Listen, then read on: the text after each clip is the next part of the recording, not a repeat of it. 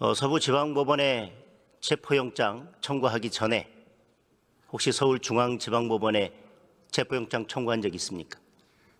지금 서울동부법원하고 서울중앙법원, 그다음에 군사법원 세 군데에 청구한 적이 있습니다. 지금 윤석열 대통령에 대한 체포영장이 지금 서부지방법원에서 발부됐지 않습니까? 네, 그 전에 서울중앙지방법원에 청구한 적이 있는지를 물었습니다. 체포영장요? 예. 없습니다. 체포영장 청구한 적 없습니까? 윤석열 대통령에 대한 체포영장은 서부법원에 처음 청구했습니다. 예.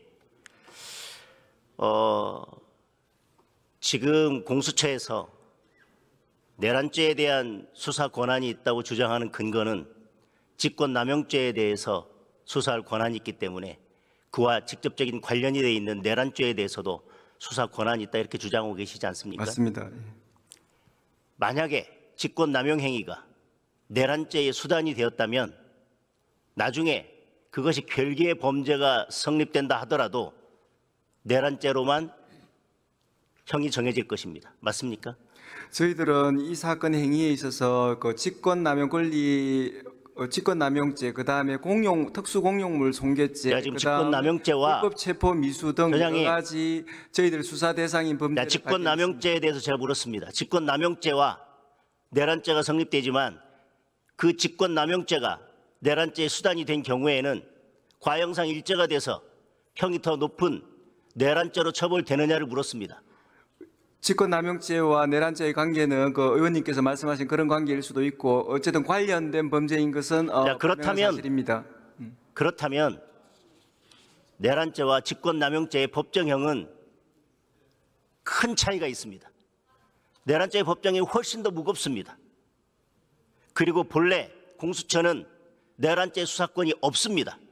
직권남용죄를 빌미로 해서 지금 내란죄에 대한 수사를 하고 있습니다. 그런데 그 두 가지 범죄가 성립된다 하더라도 직권남용죄가 내란죄의 수단이 된 경우에는 과형상 일죄가 돼서 내란죄로 처벌될 것이고 내란죄의 법정형이 훨씬 더 높습니다. 그런데 본래 수사 권한이 없는 내란죄를 직권남용죄를 이유로 가져간다고 하는 것은 새우가 고래를 삼키겠다고 하는 것과 똑같습니다. 자, 처음부터 이 사건을 가져갈 때 내란죄를 가지고 이 사건을 이첩받았습니다. 이미 내란죄에 대한 수사가 진행되고 있었습니다. 맞습니까? 저희들은 직권남용 권리행사 방해죄와 내란죄 같이 수사하고 있는 그런 상황이었습니다. 의원님께서 말씀하시는 법리가 맞긴 하지만은 그렇지만은 직권남용 권리행사 방해죄가 그동안 공수처에서 수사 대상인 것은 분명합니다. 제대로 수사를 해서 성과를 낸 사건이 없습니다. 공수처 생긴 이래로 지금껏 수사를 제대로 해서 성과를 낸 사건도 없었고 지금 체포영장 집행도 제대로 이루어지지 않고 있습니다.